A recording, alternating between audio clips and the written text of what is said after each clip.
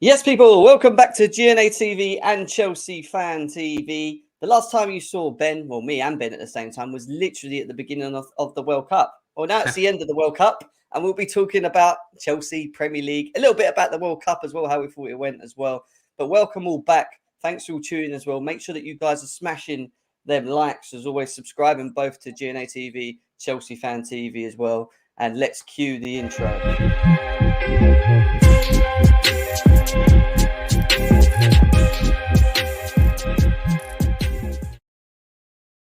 Yes, people, welcome back to GNA TV and Chelsea Fan TV. I hope you guys are well wherever it is that you are across the world. And like I said just a split second ago, Ben is back with us. Ben, how are we doing, mate? How are we doing? Yeah, really good. Recovering after the World Cup, but there's not much time, is there, with football actually back this evening as far as Premier League clubs are concerned. My team, Leicester, playing in the Carabao Cup, and then straight into the festive fixtures and the transfer window opening. So I think that sleep is going to have to wait until February the 1st. 100%. And obviously you was at the World Cup as well. I mean, what a tournament. Like we said just briefly, I thought it was one of the best World Cup tournaments I've ever seen. I mean, what were your thoughts on the World Cup, and obviously getting Argentina right like you did on the last show that we spoke about, along with obviously England getting to where we thought they probably would do anyway. But what were your thoughts on the World Cup overall? Yeah, I think that at the beginning of the tournament, I felt and predicted as well. Never bet on it, so I'm no richer because of it. But I certainly called out Argentina to win and England to reach the quarterfinals, and that is what happened. But it's a little bit more complex than that, I suppose, because Argentina had a wobble. They lost their opening game to Saudi Arabia, and then they had a couple of matches, including an incredible World Cup final, the greatest ever World Cup final from a football perspective, but also against the Netherlands as well, a very similar pattern in regular time where the Netherlands found a way to fight back and score a late equaliser. And in both of those games, Argentina found themselves having to rely on penalty kicks, which is why Emi Martinez had such a standout tournament. And what a late save as well in extra time in the final when it was 120+3, and France could have easily gone 4-3 up, and the Aston Villa goalkeeper got down and made a big save with his left leg. So Argentina won it, but had to navigate some hurdles and some drama. And Lionel Messi again underlined, both for club and country, what a phenomenal 2022 he's had. And as a consequence, having not been nominated for the last Ballon d'Or, I think it's fair to say he's now the favourite to win that once again. And delighted really for Messi and for the Argentine fans. And I think that if you look at how they're celebrating in Buenos Aires, it's probably about 10 in the morning there now. But since about 2:30, they've been up through the night. They've been jubilant. And it's just the outpouring of joy and emotion that you won't see in too many other places. Credit to France, though, as well, because the French fans are all out too, welcoming their side back. And it was a final of fine margins. And I think that's the same with England, which again is why I say that when we analyse this World Cup, we shouldn't just sigh and say only the quarterfinals. We should look at how close England came to beating France, not just because of the Harry Kane opportunity from the penalty spot, which he ballooned over the bar, but generally speaking, England, particularly in the second half, and after the game became 1-1, bossed it. And both the French goals came a bit against the run of play, and England for large patches went toe-to-toe with the defending world champions. And had they won that game, and it's ifs and buts, and we've said this many times with many different so-called golden generations, but if they'd have got through that game, then I genuinely believe that England would have gone all the way on to a World Cup final. And suddenly it puts a completely different complexion on the tournament. And that's why I've got hope for 4 years' time. My overriding feeling is that it was the wrong approach of the English FA for many years to say Qatar's the aim to win the World Cup, because there's a mismatch there. And you can allocate Qatar if you feel like a young generation are going to come through and all be at peak age and peak form in Qatar. But obviously when they made that prediction, I don't think they preempted how young this England side would be. So yes, there's players now that are mature beyond their age, Jude Bellingham being one example. But if you add up a lot of the England stars, they're all going to be at peak age in 4 years' time. So I don't quite understand why strategically Qatar was listed as the aim if they preempted that this squad would have players like Bellingham, Rashford, Saka, Rice. Each of these players is either very young, quite young, or lacking in major tournament experience to the point where when they go over to the USA, Canada, and Mexico in 4 years' time, suddenly they're all going to be in free-flowing form. They're going to have had another 4 years together predominantly as a group. And that's why, like him or loathe him, I'm quite glad that Gareth Southgate's staying, because I think continuity at international football is underrated. So yes, some of these players weren't at their first World Cup. Others were at their second World Cup, but had predominant game time at this tournament.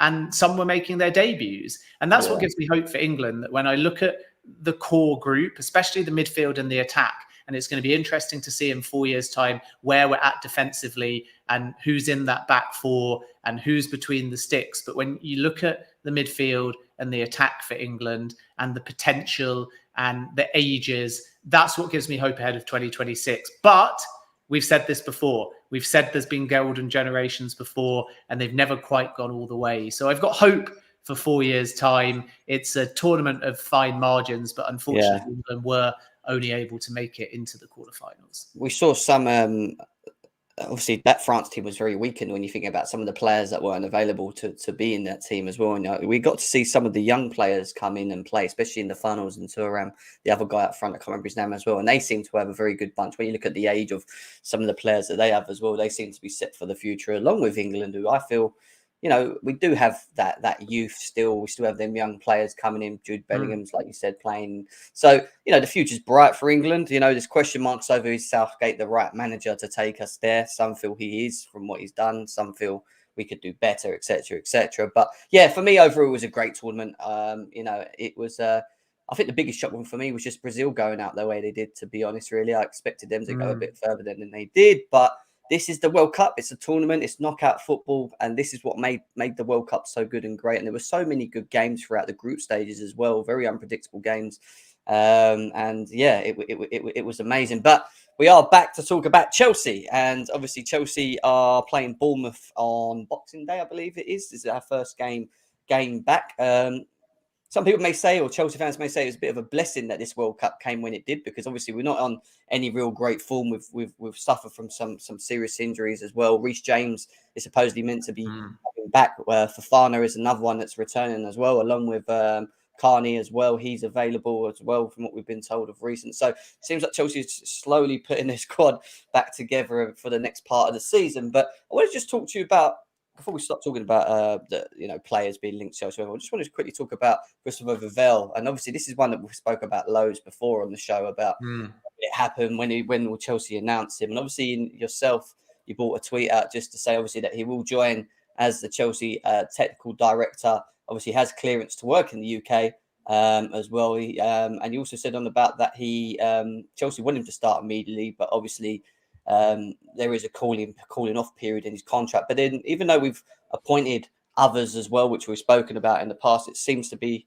trying to find out from yourself if will they be ready for January, or will it be a summer thing? So what are your thoughts on the Vivell announcement and all the other appointments that we've done as well? Will they be a January sort of thing moving forward?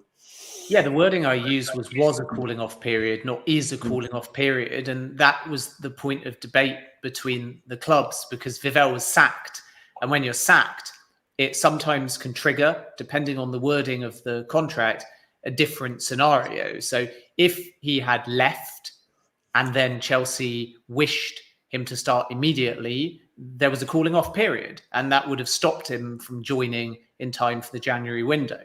But effectively, Chelsea haven't, legally speaking, employed him directly from the Red Bull group, because he was sacked before he'd signed anything at Chelsea, and that makes him a free agent. So then it all comes down to the wording of the contract, and the contract doesn't explicitly, as I understand it, state was he to leave the club without employment, he would have to see out the full contractual cooling off period. If comparative to that scenario, he gave notice to join a specific club. So then it becomes a point of debate. And it's sort of strange because Chelsea have no reason. Chelsea don't have to go to anyone connected to the Red Bull group if they're employing a free agent. And therefore, they've always been confident that legally Vivell can start immediately. And that's their plan. And there's no reason to think why he can't just slot straight in.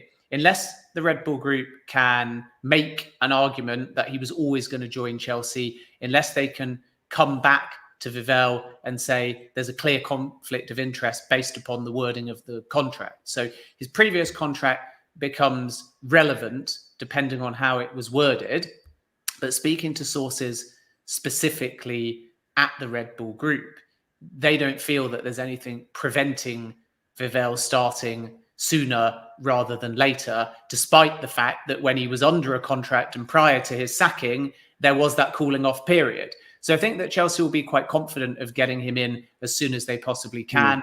The other delay was around a work permit. And prior to that, it was actually a back and forth. So people perhaps were under the wrong impression that Vivell was always joining Chelsea. And therefore, when those at the Red Bull group cottoned onto that, they lost trust with him and they sacked him. And that's a neat narrative, but the fact that it's taken so long now to persuade him to join tells you that it was never a 100% done deal. And the reason for that, as I understand it, is that when Chelsea went to Vivell, it was as a double act appointment along with Freund, who was the name, if you remember, that I broke a few months back, that was going to come in either by title or by nature as a sporting director style figure. And it was a double raid. And then there was that U-turn, and part of that was because Freund had only just signed a new deal, so it was a lot harder to get him out of the Red Bull group. They could hold him to a contract that he'd only just signed. So then with Vivell still wanting to join Chelsea and having had talks with Chelsea, the role perhaps changed a little bit, and the dynamic definitely did, because he wasn't coming over with somebody that he knew in a double act. He was suddenly an individual and very quickly a free agent. And I think that's been a factor in the back and forth as well about defining his role. So he'll be technical director. Remember, Lawrence Stewart also comes in as technical director, but he won't start until February. And Stewart has more of a global focus, and Vivell, for now anyway, has more of a Chelsea focus. But with a technical director, they're always kind of thinking globally. So when we say the word global, that's actually about forward planning, young talent and future talent, and making sure that the scouting network is working functionally at all levels, really, not just for youth and academy players, but even with more established players. What are the key regions that Chelsea need to bolster and strengthen in? And France, for example, is one of them. But global will eventually extend to the multi-club model. So it will mean two things. One, global network for Chelsea and forward planning windows around that. And then into that mix will come enhanced data and a better internal connection of data as well between all departments at the club. And that's data for existing players. That's projections of data around how they'll develop. That's data around injuries and preventing them, and everything being able to be accessible and structured so anyone at the football club can work out what the data is pointing towards. And this is what Tom Bowley wants, not just a multi-club model with connections, but a better internal structure as well. And then, of course, as and when Chelsea add clubs, whether they buy them, invest in them in more of a minority sense, or just partner with them, we'll start to see a split between the global members of staff that are more focused on the model aspect and the connection between Chelsea and other clubs. And then Vivell, for now anyway, who will work more under the so-called transfer committee within Chelsea, which will include people like Paul Winstanley, Kyle McCauley, Neil Bath, Graham Potter, Lawrence Stewart, and then feeding up to Ben Agbali and Todd Bowley. And it will kind of be a decision by numbers. So what you actually have is Vivell coming in as a pretty bog standard technical director, but as the model builds, his role will be more fluid. And then you have a variety of relatively equal voices. Actually, Vivell and Winstanley are probably the two most significant within the Chelsea side of the group. But Lawrence Stewart, hugely respected. And until they start buying clubs and have a split between what's the multi-club and what's Chelsea, they're all kind of doing the same thing in the short term. So I would look at the next 2 windows in 2023 more as Chelsea and everybody pushing towards that goal.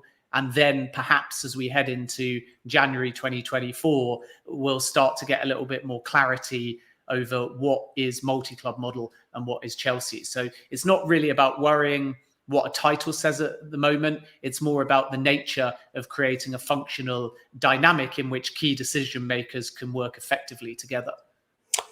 There you go. That makes a ton of sense, to be honest. I know there's a question from Matty, and he'll say question, but he asked about the likes of an Edwards or a Mitchell. Is that still possible? You know, we spoke about the fact is if Gvardial or even Todd Boehly would want to have that player, that sort of person in that position, you know, in that sort of position, that role, or would they be kind of comfortable being maybe that role and using Vivell, or maybe giving him a chance to later on to give him more of a, say, a broader name at Chelsea? I don't know. I mean, what are your thoughts on maybe in the summer an Edwards or a Mitchell? Do you think that's still possible with Chelsea, or do you think Boehly's not looking at that? The first thing to say is that one sporting director or CEO of football, whatever the title ends up being, is not going to fix all or change all. And that's what makes this model quite unique, that it's being built before any individual comes in. So when Chelsea first spoke to Michael Edwards, they didn't have as clear a model. And therefore, part of the appeal to Edwards, who was blown away by the project, was being able to craft it pretty much with a blank slate. And naturally, because Boehly, before he even bought Chelsea, had spoken to FSG, he had great respect for Liverpool's recruitment model. And then Tom Glick coming in gives that perspective of a multi-club model. And we know that there's going to be a big onus on youth for both Chelsea, but also in the group sense. And that is a bit more like the Red Bull model.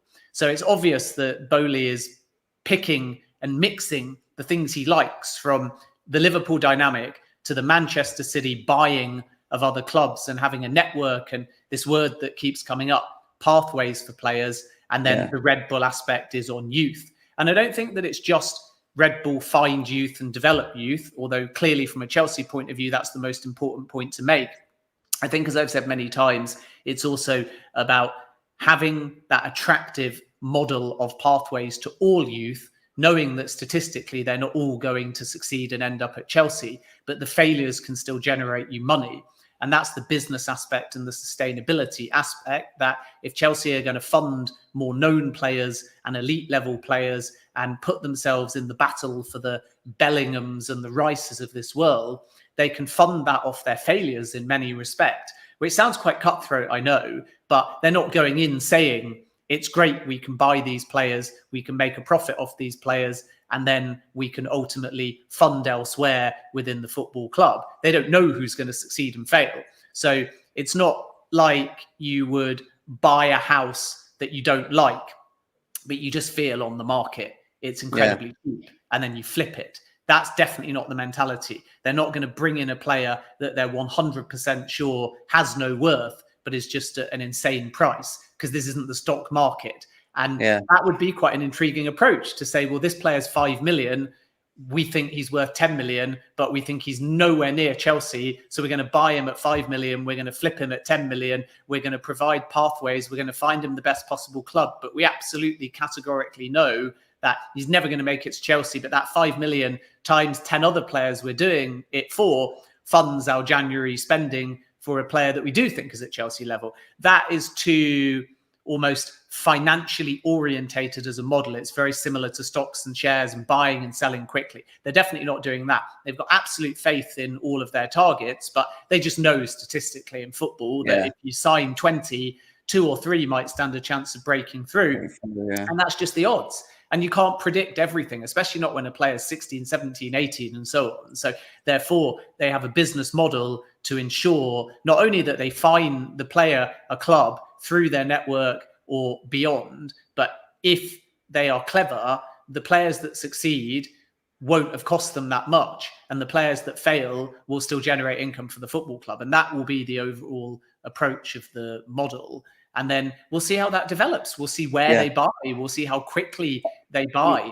I know categorically France is a priority region. Sochaux, Lorient, Lyon, potentially, depending on what happens with John Textor and Angers, are all available. I think that Angers is a very realistic possibility because it's 100% for sale, whereas Lorient is probably only minority investment. I think Lyon was something that actually Tom Glick in previous roles has looked at with others, and therefore were Chelsea to move if John Textor can't get in. It looks like he might, but he keeps missing deadline after deadline. And if that became available, it might be too big for Chelsea within the context of the model that they're looking at. And Socho's still on the table, as I understand it. Nothing really advanced. And the ownership group are not that open in terms of how accessible they are to communication.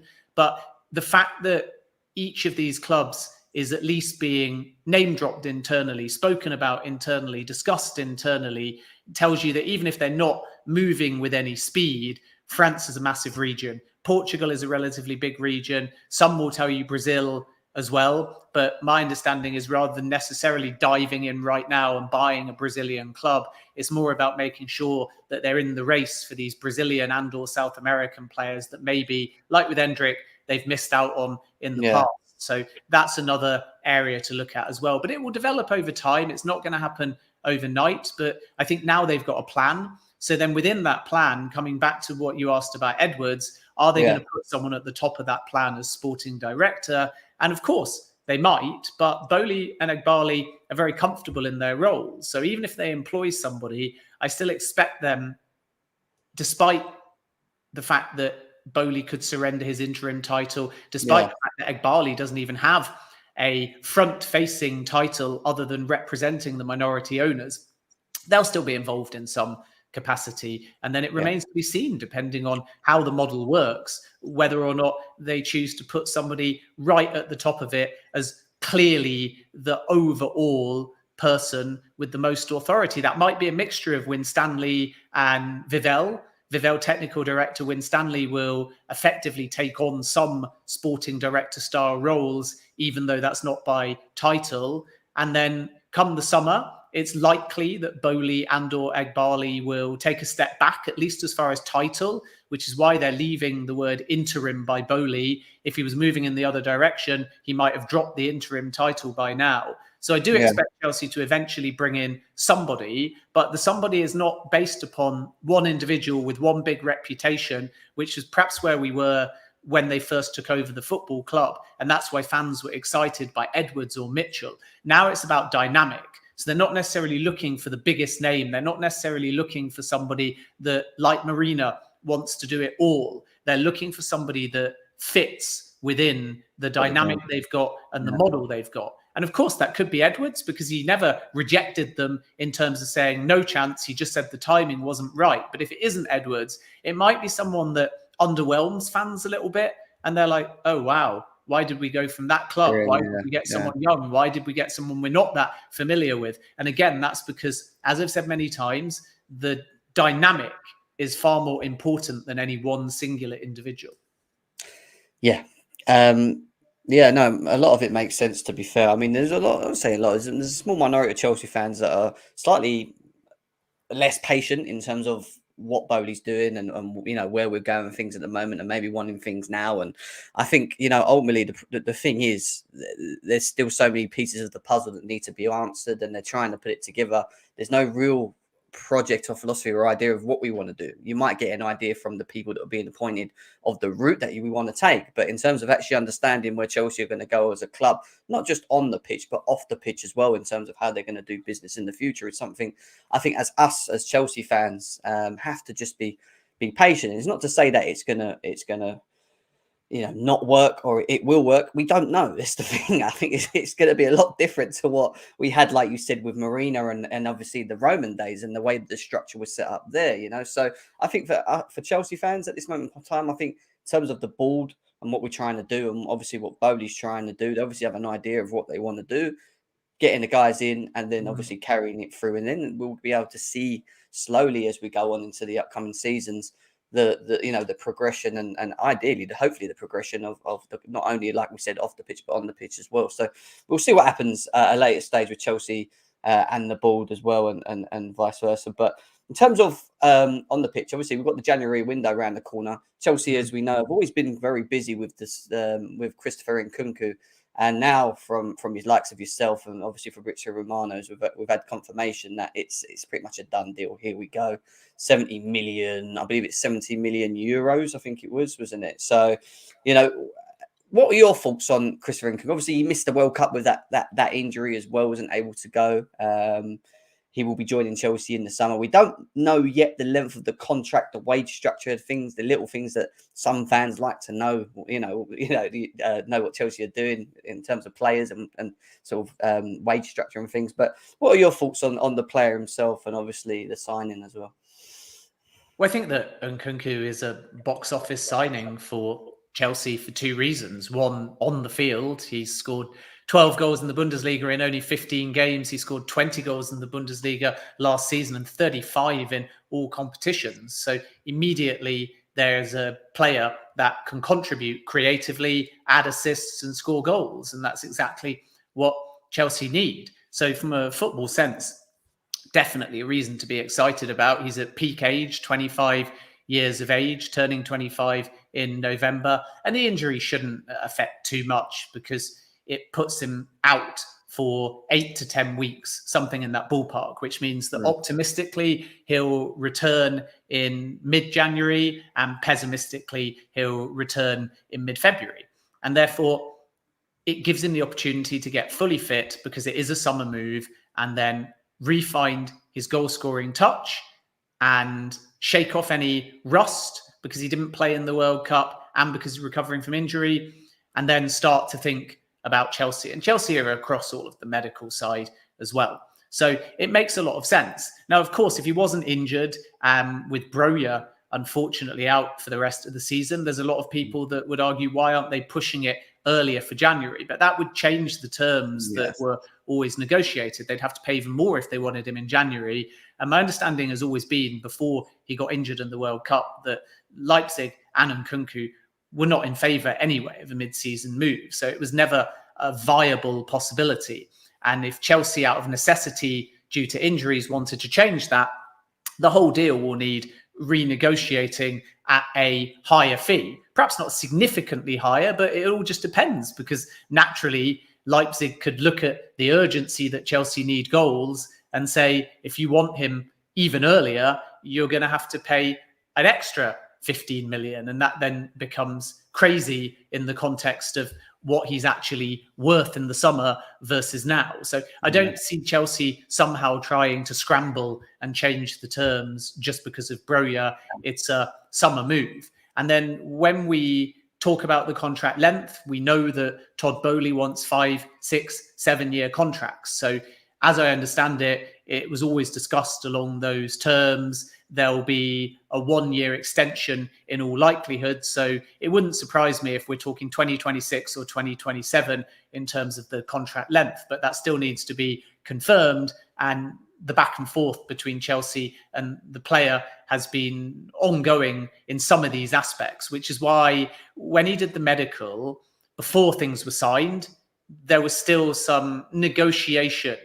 And Nkunku was happy with the broad terms. He was happy with the broad contract. But there's like a leverage period almost where his agent can go out into the market. We're talking now 2-3 months ago and say, this is what Chelsea have offered as a starting point, and try and get somebody to counter that and then suddenly go back to Chelsea. And that ultimately is what takes a little bit of time here and there. But they've landed effectively on a deal that's pushing 70 million euros, as I first reported about a month ago now, right as the World Cup started. It's a done deal. He'll be a Chelsea player in the summer. It's as simple as that. And now we wait and see when it's announced. Leipzig's perspective is they don't really want to rock the boat. They don't really want to say, being still in the Champions League, that one of their star players is outgoing, but it's just not a very well kept secret now. So whether or not it makes much difference if they announce it or don't announce it remains to be seen. Both clubs will have to buy into an announcement if they're to do it early. If they're to do it, say, when this window opens, both clubs will have to be in favour of that. And now that his teammates know, now that virtually everybody knows that it's definite, it's signed, the industry know it's signed, other suitors know it's signed, I think that there's a chance that they'll announce it early. And that's something the Red Bull Group do with their own players, by the way. Benjamin Sesko, for example, they made sure that that announcement was out there very early, that he'd be staying within the group. So it's a possibility we'll see it announced. But if it isn't announced, it's certainly no cause for panic, because Chelsea know now that he's their player, and that is why they're across his recovery of injury. And I think that the other thing that makes it such a good signing is just how they've actually handled the whole process. And this is, again, a sign of the new model and the new era. I'm not saying that Mourinho wouldn't have taken the same approach, but Chelsea decided that they were going to pay more and effectively blow other suitors away and quickly to avoid any competition.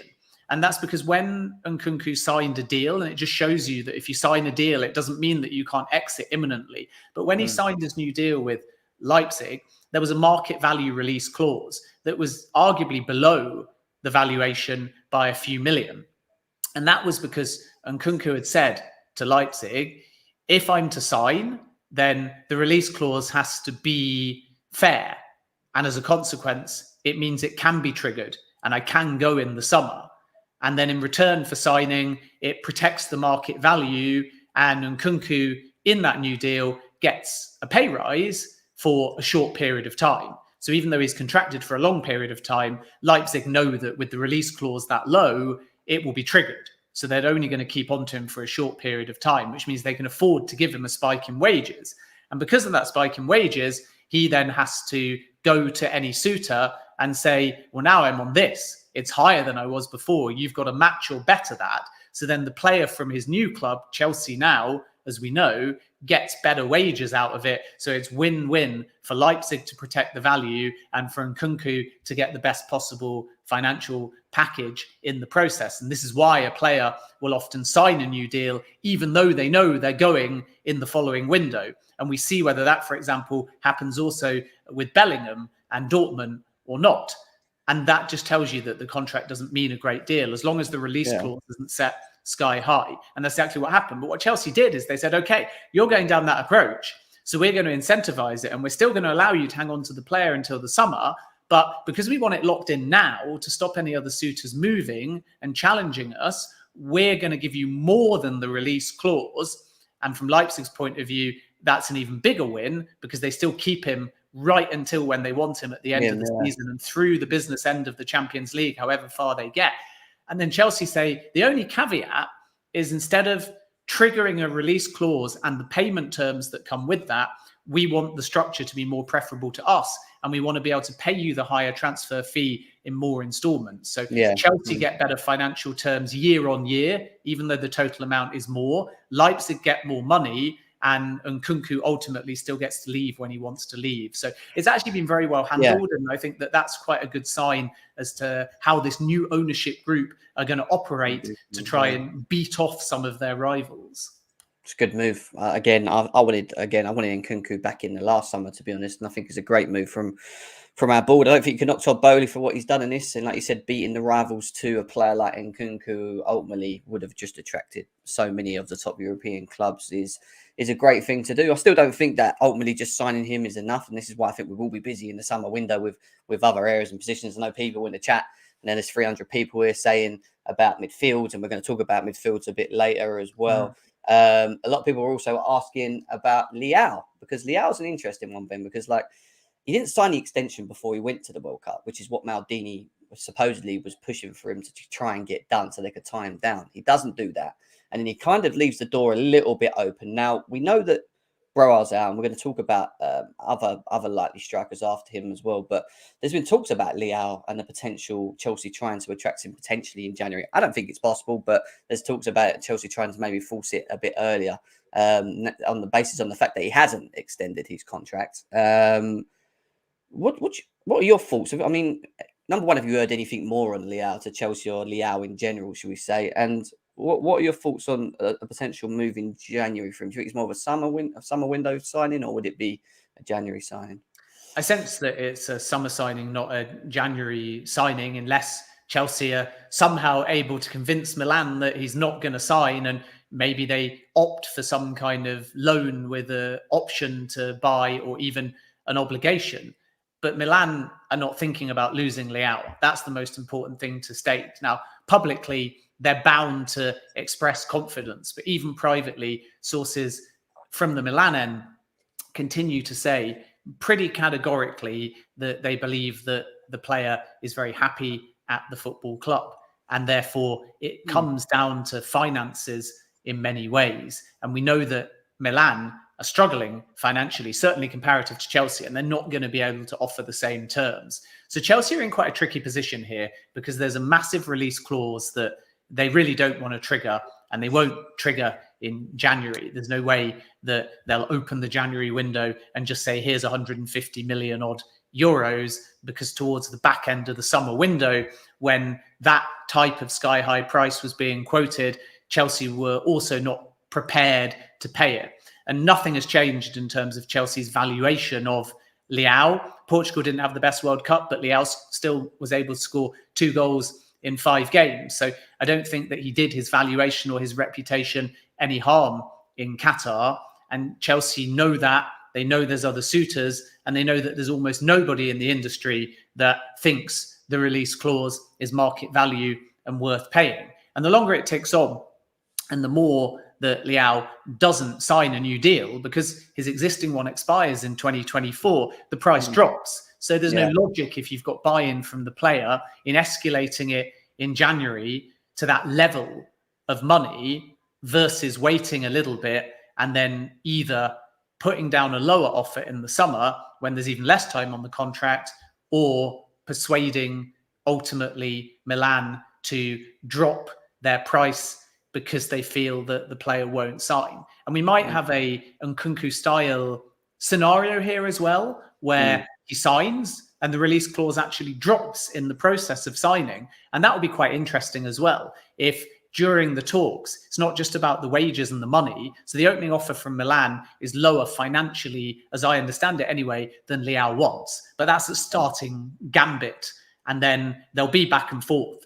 And I think Milan could, not necessarily to Chelsea's level, but Chelsea would be overpaying if they chose to massively trump the Milan offer. But I think Milan feel that wage-wise, they can make him a very fair, very competitive offer. But it's not just about wage-wise. It's about what's the release clause going to be listed at. And if, for example, it becomes 85 million euros to 100 million euros, then do Milan feel, if he has a good second half of the season, that someone will come in at that level? And do they want it that low? I know it's farcical we're using the word low, but I say low because it's basically half what it is now. And if it's set at a fair market value, even if that's still quite a high number, then obviously Leao can have his cake and eat it. He can sign a new deal like Nkunku. He can get a wage boost like Nkunku, and he can still potentially go in the summer like Nkunku. And I think Milan are quite fearful of that. So the club vantage point is that if he signs, he's signing because he wants to stay. He's not signing because he wants a short-term stay.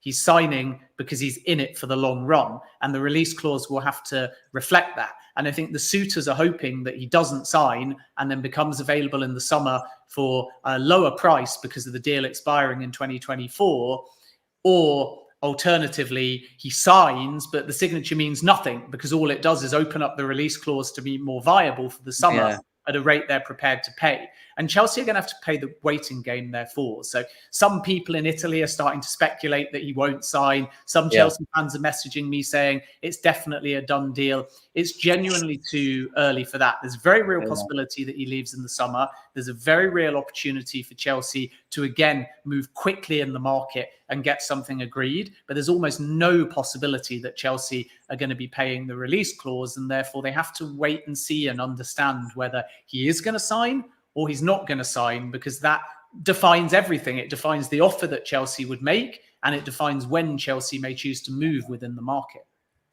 Yeah, it's an interesting one. I do think, I think you spoke a lot of sense again on this. I think the waiting game is definitely going to have to be one of them. It is interesting because he hasn't obviously agreed to sign it. Will he do that going to the summer?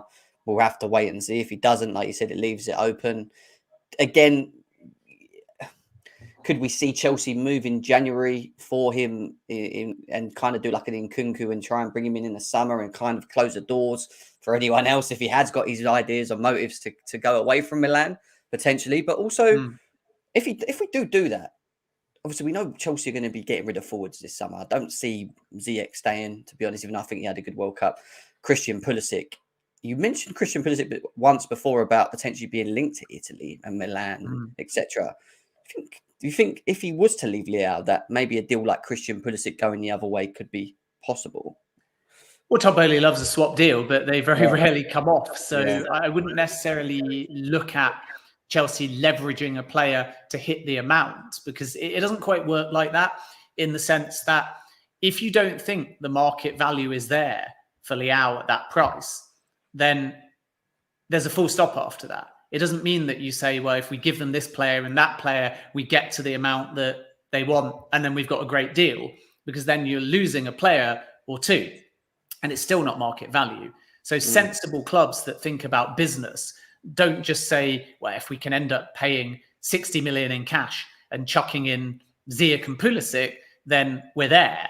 They say, yikes, that's still a 150 million deal, and therefore it isn't market value. And it wasn't market value in cash, and it's not market value in a swap deal either, because we don't want to be seen in the market to be paying that amount, either through cash or through cash plus players. And Chelsea have to be very careful, because they've said this many times, that in the market, they're getting a reputation already under this new ownership group for overpaying. And even if in hindsight, it was worth it because the players succeed, you look at what they've done in the market. And when I speak to other scouts and sporting directors, absolutely none of them will tell you that Cucurella was value for potentially up to 62 million. And that's why Manchester City walked away at around 40 million, because they said even that's too high. Most in the industry, even before Chelsea were in the conversation, and I was making inquiries when it looked like Manchester City were the front runners, and Chelsea hadn't even had their conversation with Paul Barber, and people at other clubs were laughing and saying, he's not even worth 30 million. Chelsea have paid potentially 62 million. Chukwuemeka, 20 million.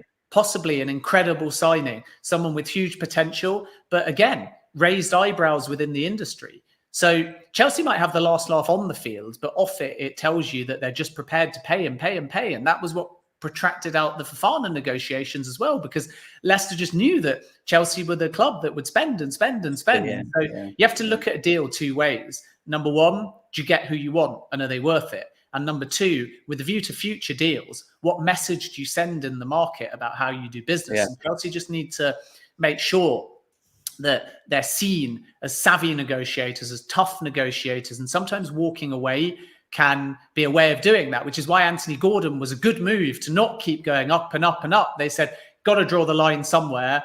And then the market says, okay, they're not panic buyers. They're not just chucking down a blank check and saying, what will it take? There is the odd exception where you just say, you know what, we'll pay what it takes. But you have got to be careful, particularly with young talent, that this is not what you're known for. Otherwise, you get caught and used within leverage, and it puts you in a very difficult position. So I think that that is probably worth bearing in mind with how Chelsea work and what they are prepared to pay when they're doing all of these deals. And then with Pulisic and Ziyech, I think that you look at it two ways.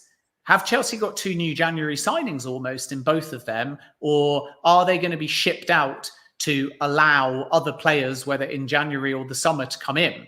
So Pulisic, we know, was unhappy under Tuchel. Yeah. We know that his dad would have liked a move. We know that Todd Bowley roadblocked a move, certainly a loan deal, and is reticent still loaning him to a Premier League rival. We know that Manchester United inquired, but nothing more. We know that Leeds United inquired, and Jesse Marsch loves an American player, by the way, and Newcastle have looked too. So the first consideration with Pulisic is, again, are Chelsea prepared to sell or only loan? And is it a straight loan or a loan with an option to buy? And I think given that he had quite a good World Cup, they might be quite reticent. And it wouldn't surprise me if Graham Potter says, let's give him some game time and see what happens. And even more so with Ziyech, who had a better World Cup than Pulisic, an outstanding World Cup with Morocco. Not only because he contributed in an attacking sense with goals and assists, but he was a leader, he showed vision, he tracked back, he defended. And the truth is that if Chelsea get that Ziyech consistently, he will be a phenomenal player for the football club. So you're in a very intriguing position because they pre-planned before the World Cup, assuming that one or both of Ziyech or Pulisic would leave. And they've got incoming targets to, loosely speaking, replace them should the right offer materialise. But if I was Potter, and it's only my personal opinion, with both, I would be saying, let's not rush to push them out the door because they've again showcased their potential during the World Cup. So I don't think it is unrealistic to think if the right offer comes in that one or both could go. But I also think that because of the World Cup, Chelsea have got a bit more leverage on price and they've got a bit more desire to maybe make it work at Cobham and in games at Stamford Bridge. So we know Ziyech wanted Milan. Let's wait and see if that happened. It wasn't Milan for Pulisic. If he ends up moving away from the Premier League, his desire was to go to Juventus, having spoken to Weston McKennie, which might be quite ironic because McKennie could go to Spurs and they still might not be teammates, but his desire was Juventus. This was earlier in the summer window, but Juventus never came in with a loan offer or a permanent offer. And the challenge now with Juventus is that they're going through uncertainty. They're going through turmoil. They've got an investigation for financial malpractice. Max Allegri might stay. They're saying he'll stay, but certainly by the end of the season, he might go. And Juventus are not guaranteed Champions League football. So it's not as attractive perhaps as it was 6 months ago or before a ball was kicked at the beginning of the season. But Pulisic's quite intrigued by Serie A. So we're going to have to wait and see what happens. But again, my opinion, only my opinion, not something that anyone on the football side at Chelsea has told me, but my view, if I was Graham Potter, is that the first thing I would do when they return is say, and Pulisic's already back, congratulations on a great World Cup, find that form and you're straight into my starting 11. I agree. I just think I agree in terms of maybe using him, utilising him to the summer and going from there. But I look at someone like Hakim Ziyech, I think ultimately the World Cup, again, may be coming at a good time for Chelsea in terms of market value because obviously he wasn't playing well at Chelsea, goes into this World Cup, looks very good. Some people would argue, well, he had Hakimi behind him and the system that they play benefits him. Chelsea, ideally, at the moment, aren't playing that sort of system. And I keep saying it without all our forwards. I think they're good players. I just think that they're very limited in how they play. They're not versatile enough to adapt to different systems like we see under Thomas Tuchel, for example, where he would try and switch in between games and stuff. And I just think if you've got a player that's very good at playing in a certain way, then you play it. And I just think at Chelsea, we're not doing that at the moment. I don't think even Graham Potter's doing that at the moment. I don't think he knows. I think he knows what he wants to do moving forward. I just don't think he feels by looking with the current crop of players that he's got, whether he feels that he can get them to play it, to the level that he wants to. So that's why he's maybe accommodating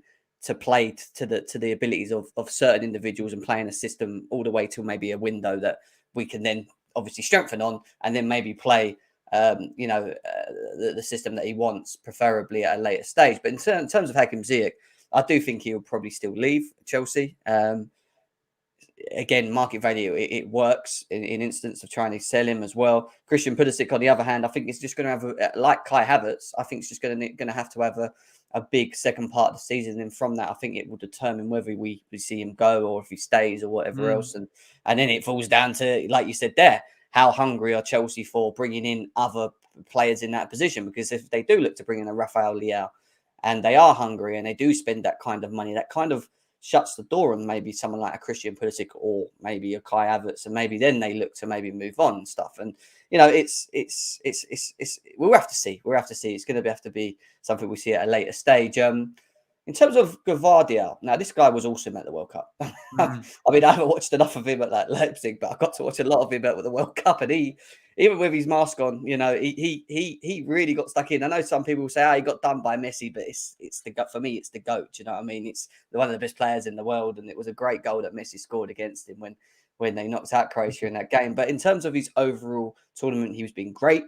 Prior to his tournament, we were told that Chelsea had been talking to him. Fabrizio Romano's even come out and said that that Chelsea were in talks with him and they were trying to agree a deal with Leipzig on fee. We're now being told that that's 78 million, Ben. Suppose he's not now going to be enough after his World Cup performances. And other clubs have opened their eyes to this player now and looking like they may want to put in a bid for him. But in terms of the Chelsea standpoint, do you think that there's an opportunity there for Chelsea, or do you think Chelsea are not looking at maybe that area?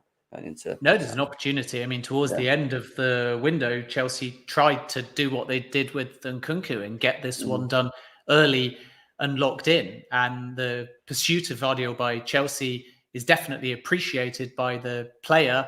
He feels it's very hands-on, and he certainly senses that they see him as a priority. But there's other competition, and the World Cup is only going to increase the level of competition. PSG, Manchester United, Real Madrid, and some even say Manchester City are all clubs to watch, and that will increase the price along with his World Cup. And I think you're absolutely right that being schooled once by Messi doesn't mean anything. It's not a reflection of his talent or maturity. It was an absolutely insane Messi assist, and that's what Lionel Messi does. But Gvardiol's the right age, and now it's about getting the right price. And here is where you're going to see a lot of rumor, a lot of speculation, and a lot of gamesmanship. Because if you speak to Leipzig sources, they're starting to say 70, 80, 90, even 100 million, which is crazy for a 20-year-old, but they're fully entitled to do that. Then if you speak to suitors who entered the race a little bit earlier, particularly Manchester United, who have also scouted him for quite a while, and Chelsea, they were perhaps looking more, this is before the World Cup, around the 80 million euros mark, which is at best 70 million pounds, say, and that is inclusive of things like add-ons. And then when you actually talk to the longer standing clubs that scouted him in January or before, they start saying 35, 45 million. So there's a big discrepancy here in price. And even now, some people say the player is worth 40 million. Some people say the player is worth 100 million. And that's exactly what Leipzig want, a bidding war where no individual suitor has the same market valuation, because they can leverage all of that to get the best possible deal. And the World Cup has definitely added 10 million, I think, to his price at a bare minimum. But when Chelsea first looked at the player, and this was on their radar again under Marina last January, under the previous regime, they valued the player. This was back then, so a lot can change in a year. They valued the player, as I understand it, at 37 million. And they were not prepared to pay more than 45 million. Now we're looking at potentially double that. And when you consider that there's an outlay, it's split over a longer period because they've not triggered the release clause, but there's an outlay on Nkunku. They definitely are going to be in the race for Declan Rice. They are not hopeful on Jude Bellingham, and they're not going to get Jude Bellingham and Declan Rice, by the way. One, because it doesn't make financial sense, and two, because it's a big, big ask, especially with Champions League football not being clear for next season, to assume that your front runners and favourites are going to land both. But I think this is what fans do. Again, they say, well, we need Gvardiol, we've heard we're front runners, and then we might want two midfielders, we might still want a right back, we might even want a centre back, we could potentially add two forwards, not just one. And then who are the outgoings going to be? Well, Kante might be a free. Jorginho is not going to command the type of fee that would offset a Bellingham or a Rice to replace him in that central area. I know they're different kinds of players, but I'm just talking about midfielders broadly. Yeah.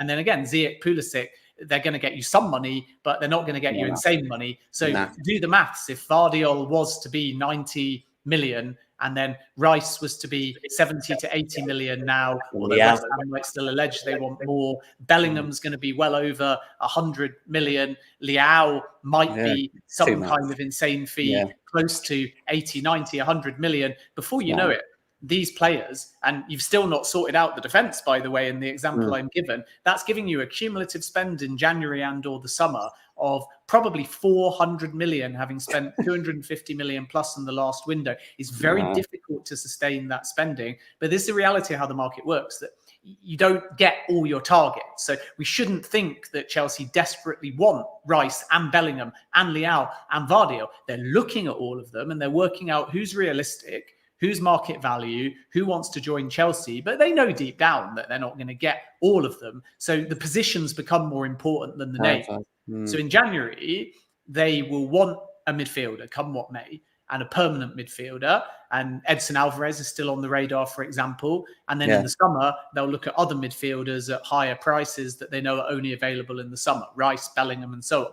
They desperately need a forward. They might only loan a forward because they know that Nkunku's coming in the summer. They know that Leao is available in the summer. So they might just look for a short term or a loan to get them through the season, to get them hopefully into Champions League football. And then we know that they still want to add to the defence as well. So it's obvious the spine of the team and the midfield revamp in particular is priority. Broja's injury suddenly then means that goals become even more of a priority. But clearly, these names will all excite fans, but I can categorically guarantee that come the 2023-2024 season, there's not going to be a Gvardial with a Rice, with a Bellingham, with a Leao, with an Nkunku, even though we know he's the one that is joining, because the money just doesn't add up.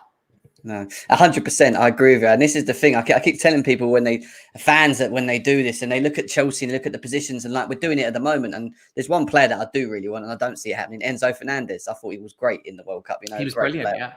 Yeah. You know, you were right. You know, he's going to cost 100 to 120 million from Benfica. You know, and trying to get him. You said Rice. You said, you know, others. There was a mention of Amrabat, who again I thought had a great.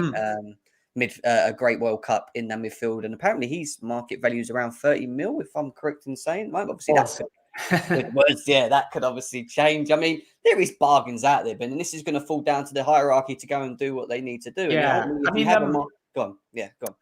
Well, I just think there's a few players in this category that are market value, that are affordable, that are available in the market, that are young and are midfielders. And yet people will talk about Amrabat, but Fiorentina have said that they want to hang on to him in January. Enzo Fernandez will excite, but let's not forget that he only joined Benfica recently. He's only played 24 games for them and 13 in the Primera League. So to think that Benfica would just get rid is a little bit unrealistic in the short term. So you've got to play the longer game in all likelihood in that, especially because it's not unthinkable that Ramos goes somewhere and Benfica will not want a mass exodus. Certainly, as I said before, not from a player that is new to them. And that's what they did well. They were able to preempt the development of the player, predict the market, get good market value from a 21-year-old, and the World Cup now puts him on more people's radars. And Benfica say, thank you very much. We know we can now cash in on you one day, and maybe one day relatively soon. But anyone coming in January, they're going to say, well, he's a Benfica player. He's settled at Benfica. He's enjoying life at Benfica. He's developing life at Benfica. But there are others that fall into different categories. And I think one example of that is actually Unahi, who also had a phenomenal World Cup. For some reason, people are saying Amrabat and they love him and he was incredible and he's in their team of the tournament. And I haven't actually seen if FIFA have released yet the official team of the tournament, but if it isn't out yet, it will be out soon. And I think that Unahi will be in it as well. And the reason why I mention him is because, first of all, he's been at Angers since 2021. So there's more chance of a sale comparative to Enzo Fernandez. And second of all, to that, the age is right. At only 22 years of age, he's 6 foot. He can get forwards. He can chip in with the odd goal. He's not actually known as a goal scorer. That's the irony, that in 2022, he scored a couple of goals for Morocco and he had a few long-range efforts as well at the World Cup on top of that. But in Ligue 1 for Angers, he hasn't scored this season. He only scored 2 last season in 30-plus appearances. But what you get is a combative midfielder, a tenacious midfielder. He's got good vision. He's got good anticipation. And I think that he's going to be available in the market. And the other reason I mention him is because look at the club where he's at, Angers. And look what I said before about France being important to Chelsea, about Angers being available for 100% sale. And this, again, allows you this 2-for-1. I'm not saying there's any link, by the way, and I'm not saying that Chelsea are in the mix for Unahi, other than the fact that they, like many, many other clubs, have scouted the player during the World Cup. So we don't really know what their opinion is specifically on him at the moment. But the 2-for-1 comes in the fact that, let's say you talk to the club about the player, you also look around the club, you look at the infrastructure, you realize they're available on the market. You can approach that type of conversation. And I want to make this very clear that I'm talking generally to give an example now. I'm not saying that Chelsea are doing this or will do this. but we know that Anahi had a great tournament. But what you would do in this scenario is you'd say, I'll talk to the player. I'll take a look at the club. I know France is important. I know the club's available in the market. You can have a conversation, a bit like they did with Cucurella, where they asked about Potter, a bit like they did with Paul Barber, where they bought a player, they loaned a player the other way in Levi Colwell, they sold Billy Gilmore, and all at the same time they were working out how Brighton operate, who they've got, who they might bring over, if they got rid of Tuchel, who they would turn to, and what Graham Potter was like, and gaining opinion. You would do the same in this scenario to see whether Angers is the type of club with a global cap on that you might look at. And because you always get misquoted when you try and give this context, I'm not again saying that this is Chelsea's approach or this is what they are doing, but that is the kind of player and the kind of club that definitely fits Chelsea's strategy. And Mokoko's another one that obviously falls into that category as well. I mean, you're 100% right. And let's not be shocked if that does happen, because I do think, and a good example is Datro Fofana. Where did he come from? All of a sudden Chelsea are talking about, potentially bringing him to the football club. And we're going to talk about him in a second. But no, don't be surprised if the top marquee signing that Chelsea have in their heads for the summer isn't spoke about, and it's another. And I do think that we do need others in there. I don't think just one midfielder solves Chelsea's problems, in my opinion. I think we will look to bring in more. However, Mateo Kovacic had an awesome World Cup in himself. Looked very good in it for Croatia, and next to the Modric's as well. And obviously he will be there. But it then falls down to the Kantés and the Jorginhos. And again, we're sitting here as Chelsea fans trying to wonder: will they stay? Will they go? What are their plans? Some people saying Kanté's looking at Barcelona, then it's PSG, and then Jorginho's not sure if he's going to stay. And then we're being told he could stay. And it's just whatever we do with them, Ben, I still think we need to strengthen that midfield. We've seen enough of Jorginho, Kanté. It's not the future, is what I'm saying when you look at that with Chelsea. Especially with Kanté and his liability and his injuries, we don't know how he's going to come back from that operation that he had, if that solves it or not. Jorginho is obviously only getting older as well, and some Chelsea fans are pretty much done with him in terms of the profile player. I think he could be useful as rotation in my eyes. I don't think he should be starting games, and that falls down to us then trying to find players in the market and strengthening in that midfield. But the midfield's a real open one, because even I think for the last 1 to 2 summer window, we've always been guessing when it comes to the midfield. We've never really had this whole fixation of we're going to do this, we're going to get him. It was Declan Rice, but then back then it was we can't get Declan Rice because he's just signed a new long-term contract, and we're going to wait for that to play out, and this, that, and the other. And I still feel we're in that same bubble, Ben, when it comes to Chelsea midfields. I don't think we specifically know where we're going to do, who we're going to place Kanté with, who we're going to replace Jorginho with at the later stages. But I think it's going to be interesting to see ultimately at a later stage as well. Before we go on to Fofana, a real quick mention on Moukoko. Obviously, you spoke about him yourself. Bro is injured. We know he's going to return in the summer. We've been told that whoever Chelsea do bring in the Jan window, which apparently Graham Potter's confirmed to Bowley we need to do, isn't an ideal going to be a replacement, we've been told, for Broha in terms of the long run. We've been hearing this Moukoko guy. I haven't seen enough of him at Dortmund. Some others have. Some sent me clips and said, watch this. And, his stats, when you look at his goals and then whatever, are very good at his age and whatever. But in terms of the player himself and where he is currently at Dortmund, can you see Chelsea trying to steer a move for him in January? I think that Moukoko is a very intriguing player because, again, he exactly fits Chelsea's mould.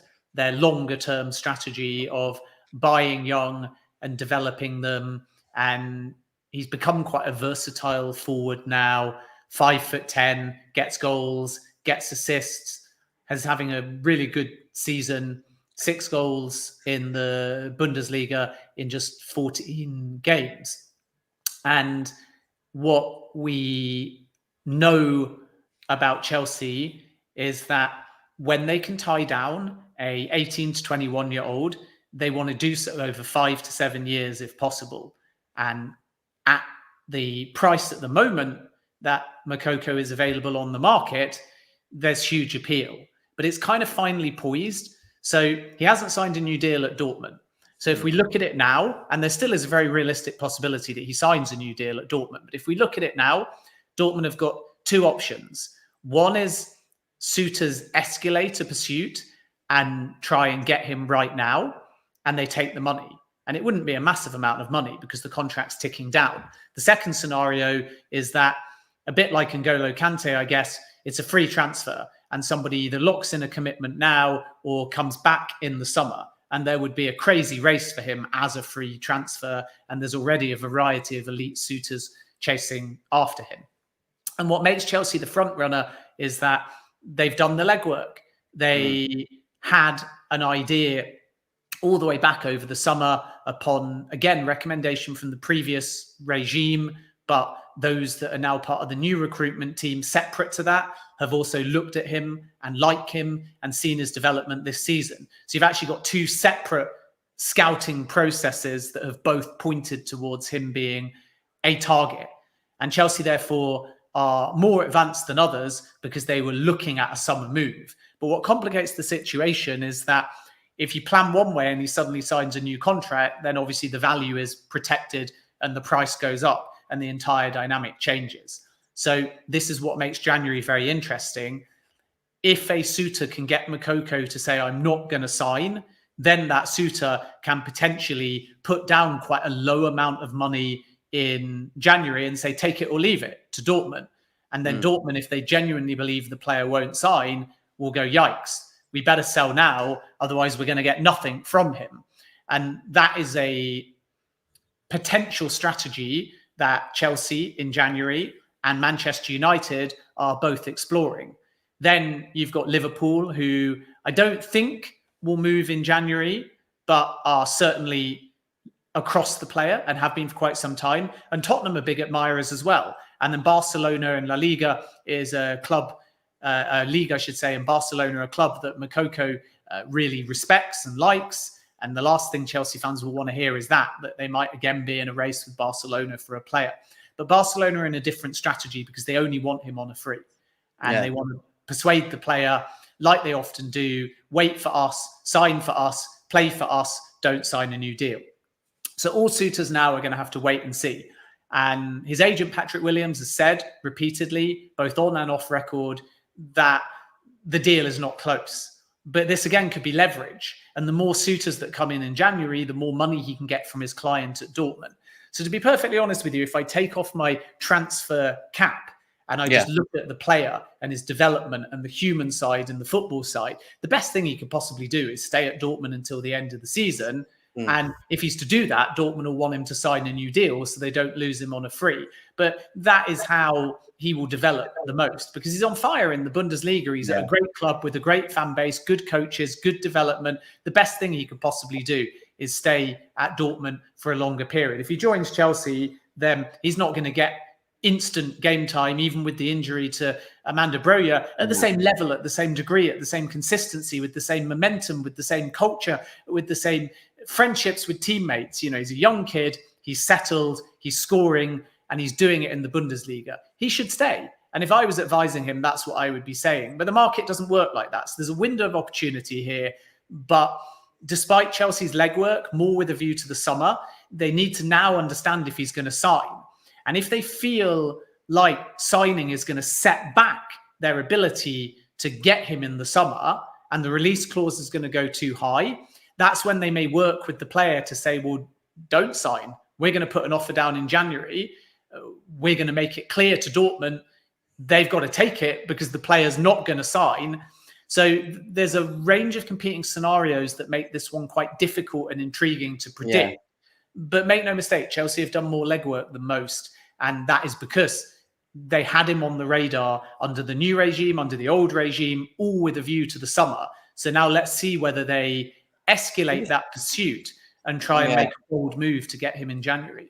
I just think for me, it's what's the plan with Chelsea? We're signing a lot of, like you spoke earlier in the show about, there's a lot of young players coming in, and not just young, okay players. They're young, top, doing well, European, people are aware of young players, like players that are going to want to kick on, in their later 20s and be at these clubs, top European clubs, and become whatever they're going to become. And ultimately, like you said, only a handful of these players are going to really force themselves in. I don't see Chelsea stop spending in terms of certain areas. If there's a marquee signing that needs to be brought in a certain position, centre back, midfield, they'll do that still. I don't think they'll just stop spending that type of money. But ultimately, I think where we could kind of guess where we're going with this is looking at how Chelsea have, how they've done and what they've done up to this point at the moment. And you look at like Casadei, Carney, Amari Hutchinson, there's a number of really good young players at Chelsea that I think will be given opportunities, like you said. And maybe the idea is that they all, with the contracts that they're given, have incentives. And we've seen Todd Bowley do it with Broha already when he gave him the 6-year contract in terms of trying to force them into the team. But I think the idea would be try and build, into the new era with these young players and get as many as them into this first team. Equally, I don't, even if we do that, equally, I don't think it stops us from spending on big players. But at the same time, it maybe answers a lot of the questions as to why we're signing the players we are now so early. So it's like, what are Chelsea going to do? What is the idea with all of these young players? They're just going to sit in the reserves, play and have a chance in the first team on the odd couple of occasions and whatever. And then what? You sell them on, which maybe happens. Don't get me wrong. And then if that's the case, and it does come apparent that we're going down that route, but we're still just buying, then you can sit back and go, well, what's the difference between Todd Bowley and Roman in terms of what we've been doing? So that's question marks, isn't it? In the future, it's a good point, but we have to wait and see how the strategy works, because they appear to be buying now, but once they've bought, then that will stop over the next 2, 3, 4 windows, because these 18-year-olds become 20, 21. And then at that point, you have that option to either sell them because you don't think they're going to succeed, integrate them into the first team, or they just mature and develop so quickly. And some of them are already at that level. I mean, Nkunku scoring in the Bundesliga, there's no reason why he won't be able to score in the Premier League. So he perhaps, even though he's so young, falls more into a Broja style category who could get some game time, but clearly not the same level of consistency of game time. And therefore, the strategy is basically to be in the conversation and in the market for young talents and reward those young talents with long-term contracts and develop those young talents and give those young talents pathways. And if the pathway doesn't end up being to Chelsea, as I've said many times, you still make a profit from them. So the 6-year contract and more is not out of an obligation. And fans perhaps will look at the volume of players on long-term contracts and think, yikes, so many players, so little opportunity. But the contract protects your sell-on value. So it means that you're getting a young player that, if they develop quickly, is on a comparatively modest wage compared to where their talent is going, on a long-term contract, which means you've got their loyalty. And if they work, it becomes value. And if they don't work, you can still sell them. So it will look like a lot of incomings, but that level of incomings won't be every single window. It might be for the next 2 or 3 windows, and then it might level off. And the other thing you have to consider as well is outgoings in all of these positions as well. So I'm not saying all these players will leave, but Chelsea could ultimately sell potentially a Pulisic and a Ziyech. Aubameyang might not work out. Sterling might not be happy being converted to a wing back and is a bit older. So in 2-3 seasons, who knows whether he'll still be there. Kante and Jorginho have got question marks. Koulibaly and Silva, obviously not young. Kepa could go as well. So there is space, even with players that are playing and starting and succeeding. I'm not saying all of these will go, but if we're flashing forwards 2, 3, 4 seasons, there's 7 or 8 players within the starting lineup or that will play 30 plus games this season that all could be gone, either because they want to leave or because another replacement comes along. So then when you start listing 6, 7, 8 players, for me, I'm thinking 4 or 5 of them can be developed. Slolina is a good example. 4 or 5 of them could be integrated, and you've still got room in that squad if we're flashing forwards 3, 4 seasons for 3 or 4 more experienced, established players, because that's also what you need. You can't buy 8 wonder kids at 18 to 20 and say in 3 seasons' time they'll all be in. But what you can do is gamble on 1 or 2 big names that you think are ready in a season or 2.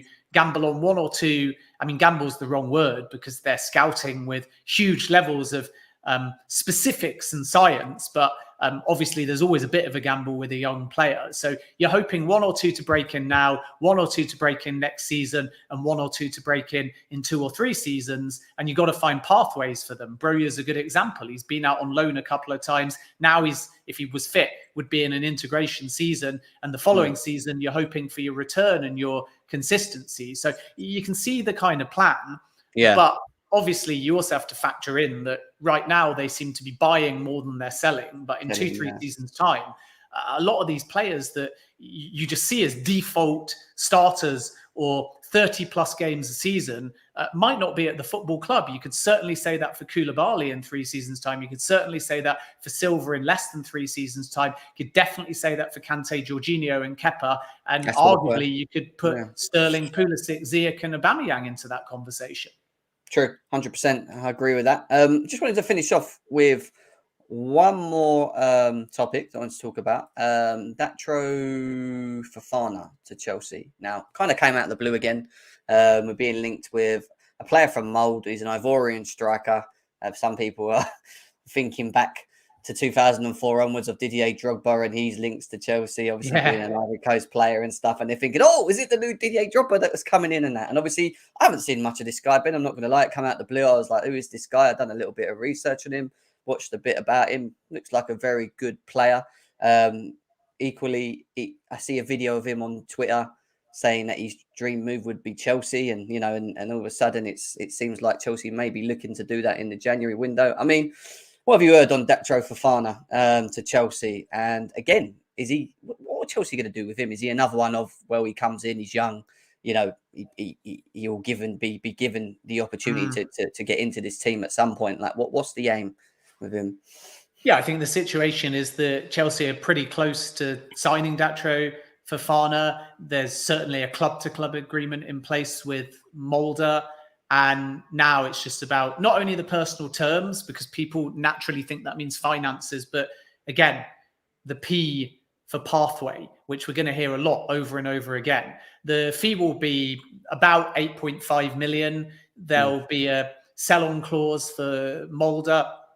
And this all comes from the fact that who almost got a deal done a few months back, Brighton and Hove Albion. So this is very much a Graham Potter signing. It's very much a Carl McCauley signing. It's very much a Paul Winstanley signing.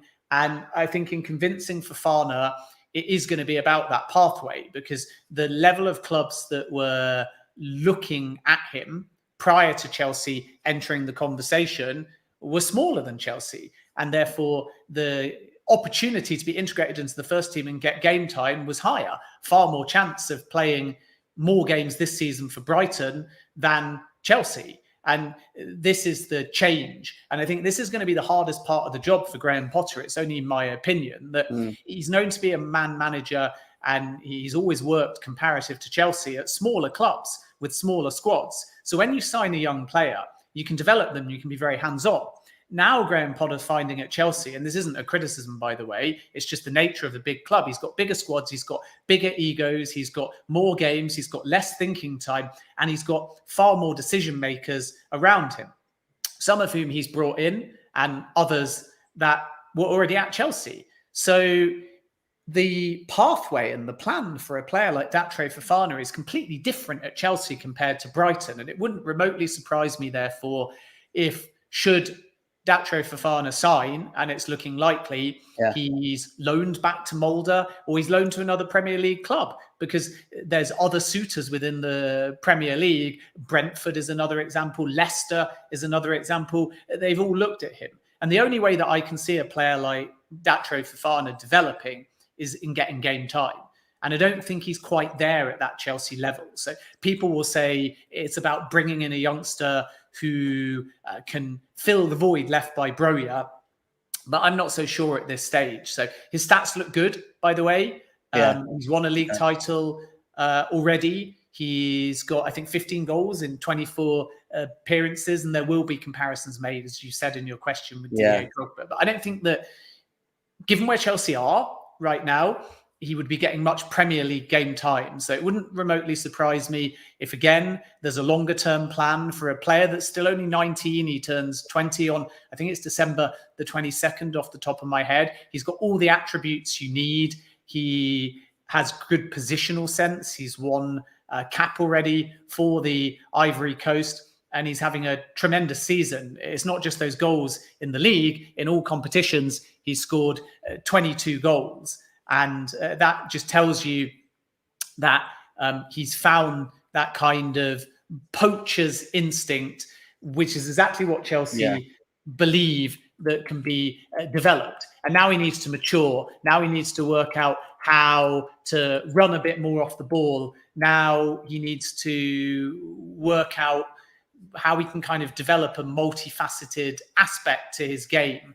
And one area in particular, I think, along with the movement off the ball, is also just understanding that more versatile system that Chelsea and others play. So I think what he is able to do is drop deeper into midfield and play as a traditional striker. Yeah. And what he's also able to do is score goals in the box. What he's less good at from looking at him is when other more versatile players with freedom are moving around him, preempting and predicting those movements. So if you're going to be playing a Mount, a Pulisic, a Sterling, and they're all going to be floating around, they're going to be given freedom, you're going to be playing with width, you're going to be playing with a front two, you're going to be playing in a 4-2-3-1, those kind of formations.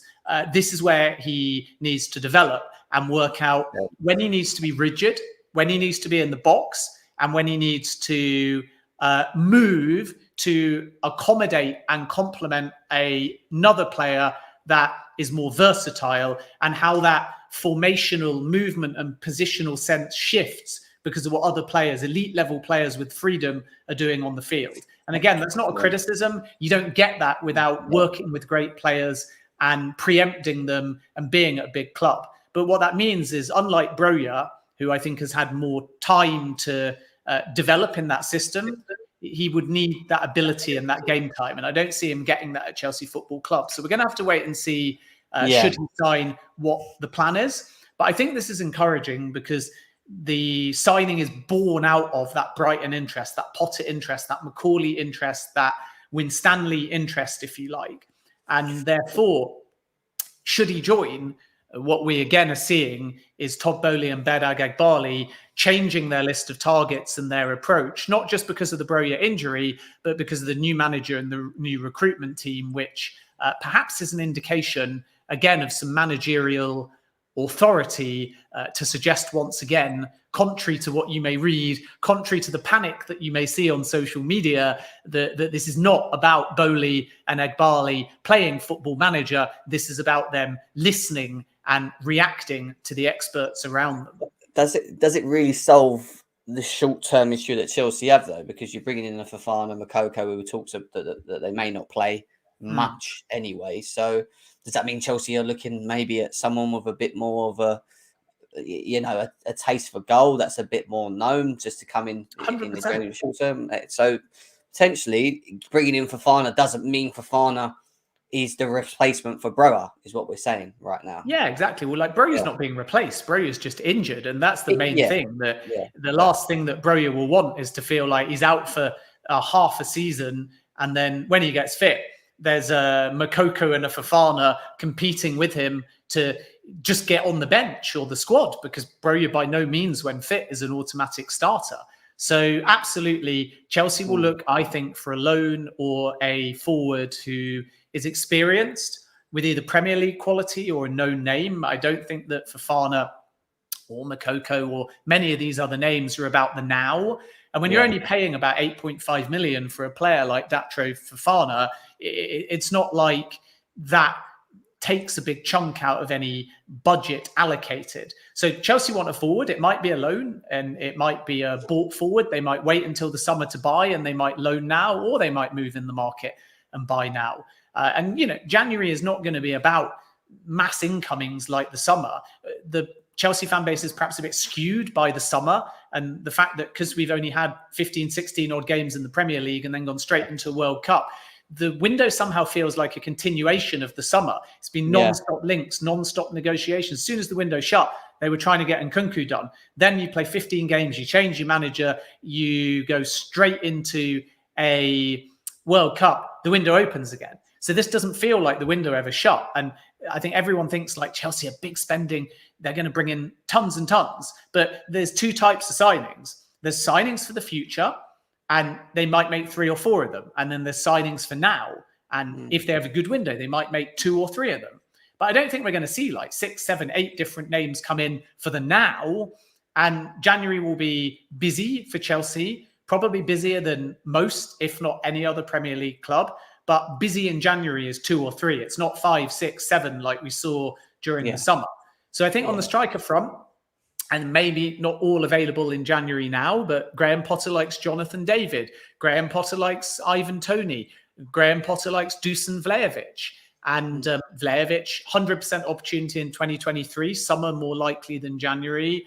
Toney, we need to work out what the ban is for the alleged betting breaches. And again, I don't think Brentford would allow him to be available mid-season regardless. Jonathan David didn't have a good World Cup, but his domestic numbers are still impressive. That's one to watch. I'm actually still surprised that he didn't move last summer because of the season that he had last season. But it's these type of names that are on Chelsea's radar concurrent with some of these younger strikers, because they know they need goals. They know they need experience. This is the reality of Chelsea, that I think if you look at most teams in the run for Champions League football, and we know that Chelsea are not title contenders this season, so their main aim is to somehow get into the top 4. And whether it's 4th on the final day or whether it's 2nd and there's more hope that in the second half of the season they've bridged that gap, it is kind of irrelevant. Of course, you'd prefer the latter, but even if they're bad, inconsistent, if they sneak in on the final day, nobody will really care. The most important thing is that they somehow get into the top 4. So whereas usually you would say April into May and that race to finish 4th is tight and is important, because it's a new manager, because their form wasn't good heading into the World Cup, and because of the unease about how quickly the change is happening amongst certain members of the fan base, is actually the mid-January into mid-February period that will define Chelsea's season. So stage 1 is obviously beating Bournemouth and Forest, because if they don't, then all hell is going to break loose amongst the Twitter side of the fan base. And then putting that aside, regardless of even if they take 6 points from that game, the ability to qualify for Champions League football and calm things and find some momentum and consistency is not, for me, going to come from April, May. It's going to come from January, February, simply because those fixtures are Manchester City in both the league and the FA Cup, London derbies, 2 against Fulham, 1 against Crystal Palace, 1 against West Ham. They're never easy. They've got to go away at Liverpool. They've got to go away at Spurs, and they've got to play Dortmund in the Champions League, and all of that into mid-February. I know the return leg against Dortmund is in March, but all of that first run-in is up to, I think, Valentine's Day, something around there. So either people are going to fall out of love with Graham Potter come Valentine's Day, or they're going to feel like Graham Potter's had the time and the big games in all competitions, in the league, in the Champions League, in the FA Cup, to actually have turned the season. But if Chelsea don't get the results by mid-February, because they're 8th in the table now, not 3rd or 4th, by mid-February, their gap already, I think, between Tottenham, who are in 4th, is 8 points. And yet Chelsea have got a game in hand, but it's 8 points. So if they don't get there by mid-February, it's not inconceivable to think that gap will be 12 to 15 points. And I just don't think, when you're dealing with a Newcastle in form, a Man City in form, and an Arsenal in form, an improving Man U, a Liverpool that can always pull points out the bag if they have a good January window, and a Tottenham team that might be a bit hit and miss, but they've certainly got goals in them. I think if that gap by mid-February becomes 12 or more points, Chelsea are not going to qualify for the Champions League. So this will define January for me, because unlike other seasons where that race for clubs chasing Champions League becomes important in April, May, look at the race last season between Arsenal and Spurs. and how important the North London derby was, and then Arsenal's away trip to Newcastle. And that might still be the case, by the way, for the teams competing for 4th and 5th, but specifically for Chelsea. If they haven't got the turnaround by, let's just say, Valentine's Day and mid-Feb, they will be more than 10 points adrift of Champions League football. And I don't see them coming back from that. And that's why the January window is so important. If that does happen, will that ultimately define Potter as well, though? That's the question, because there's a lot of, I'll tell you, be honest with you, Ben, there's a couple of people on Chelsea Twitter, and I know it's a very reactionary space, and there's a lot of people out there with it, but there's some people that already feel that Graham Potter's not the right man. You know, they've already made their decisions already and what they've seen, and based on the first 15 games that we've really played. I'm one of, he needs to be given time. I still think the crop of players that he has are still part of the issue, because I just don't think some of them are good enough, especially when we suffer from injuries like we have with Reece James out, obviously Fofana and other sort of key players that are in the team. So, you know, it's gonna be interesting to see how Potter reacts. Ultimately, he will have to react, because Chelsea losing 4 in a row, I haven't seen that in a very long time. I can't even remember last time Chelsea went 4 in a row losing. Do you know what I mean? So he's going to have to respond, and he's going to have to start winning games. And you're right, you know, Nottingham Forest, Bournemouth, they're 2 games, 6 points. They have to get and kick on. And then obviously they've got that testing period that you've already rung out with Dortmund, City and Fulham and others as well. So I think they will get 6 points, by the way. Let's not forget that. I called Argentina winning the World Cup. I called the clean sheet and the winner Everton on opening day, and I called England only getting to the quarterfinals. So clearly, when I tell you that it will be 6 points from the next 2 games in the Premier League, that comes with some sort of mystical authority. Yeah, 100%. I can see some of the people in the chat already saying prepare for 6 to lose 6 in a row, Jim. No, go am. I'm not preparing for it, mate. We need to win these games on the back of it. We've got hopefully a better depth squad with some people coming back in anyway. But listen, guys, let's have it up here. We've got just under 400 people here as well. It's been a great show, actually. I've really enjoyed it. Love getting back into talking Chelsea. I am going to Dubai on the 23rd, guys, which means I ain't going to be back to the 3rd of Jan. So if you don't see me for 10 days, don't think that I've done a runner. So we will be back at the beginning of the transfer window. You'll be seeing a lot more of Ben. I'm sure we can get him on through the transfer window, talking about Chelsea, giving us updates on anything that comes out on that as well. Ben, any sort of last final thoughts that you want to share with us, and obviously let the people know where they can find you as well? Yeah, of course, at Jacobs Ben or at Ben David Jacobs. Jacobs Ben on Twitter, Ben David Jacobs on a brand new TikTok. That's also the Instagram handle, but as I say many times, it's mostly just dog photos and things of me in Christmas jumpers like this dinosaur one that I'm wearing now. And the final thought is really just that sources continue to say, but not only say, but explain. And sometimes as journalists, we're told things strictly off record rather than in background. So we don't use them in public, but sources continue close to the club to not just say there's a plan, but show there's a plan. And that includes a patience in Graham Potter, regardless of what the fan base might think if results don't go Chelsea's way over the next few weeks. So I think that is important, as frustrating as it is, as annoying as it is to hear, to be patient and realize that Chelsea have a long-term plan and they want to make Champions League football. They expect to make Champions League football. But if they don't make Champions League football, it doesn't alter a great deal, other than you would argue in the forthcoming summer window, maybe being weaker in the race for players like Declan Rice or Jude Bellingham. So it will impact things, of course, but that doesn't mean that there isn't a long-term plan. And that doesn't mean that there's not 2 plans and strategies and budgets, one for Champions League, one without Champions League. So my final thought is really just those that sort of feel like Todd Bowley's some kind of megalomaniac. He's the minority owner. He's the chairman. He's the interim sporting director. He's not appointed a sporting director. He's doing everything. He's saying everything. He's got these wacky ideas. I think they're not giving the club enough credit for what they're trying to do. And they're also not factoring in just how much turmoil Chelsea went through before they came in. So the patience comes out of the fact not only that this ownership group have to learn and appoint, but it also comes from the fact that prior to them coming in, there was so much uncertainty that, of course, on and off the field, they're behind some of their rivals because nobody knew what was going to happen. There were sanctions. The very license of the club was under threat at one point. And then they come in. It's during a transfer window. They have to change their board. They choose to change their manager. They bring in a younger manager, trying to give him an opportunity.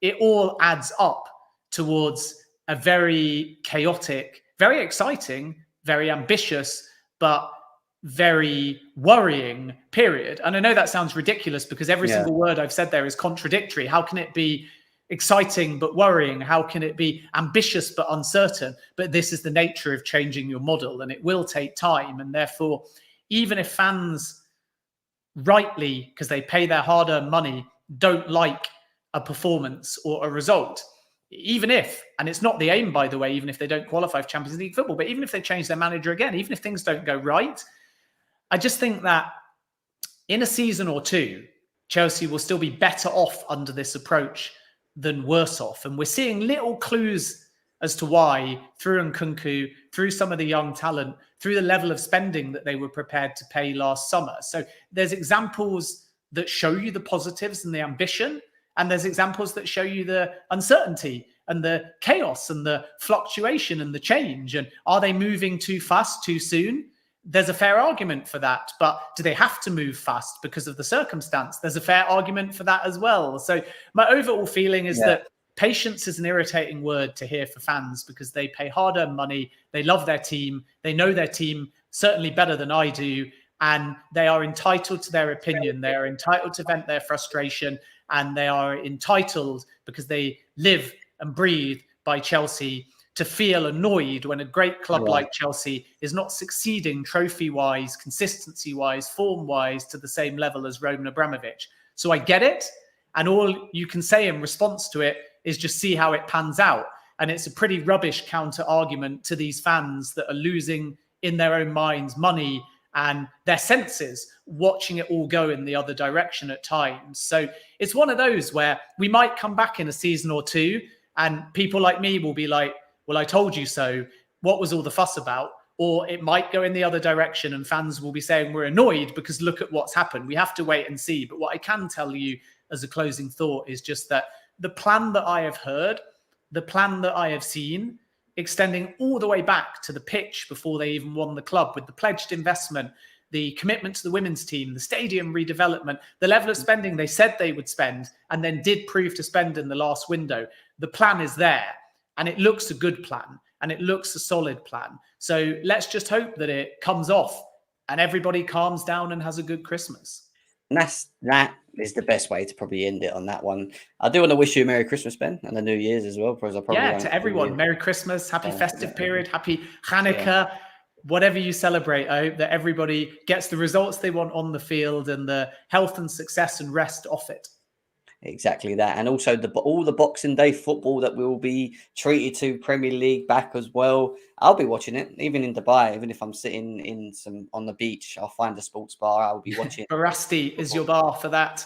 Yes, there we go. I'll make a note of that one. But yeah, it's been great. And like I said, I'm sure we'll get you on when I'm back at the beginning of January, when obviously the window starts heating up and Chelsea start getting linked with others. And we'll definitely go through a discussion again. I've had some people message me going, really wanted to ask Ben a question. Guys, on the next show. All right. If you've got any questions and we're doing a show next time round, just drop them to me and I will try and get Ben to answer any of the questions for you. It's not a problem. But appreciate it, guys. It's been a really good show again. Just over an hour and 38 minutes as well. Merry Christmas. Have a good New Year's as well. And Thursday, I say that I'll see you. I don't know why I'm saying that as if I'm not going to see you again, but I might be back Thursday, the day before I go away, for one more show, just to open up general to you guys and give us your thoughts on Chelsea as well. But enjoy the rest of your day, guys. Take care of yourself. Ben, thank you very much, and we'll see you again very, very soon. All the best.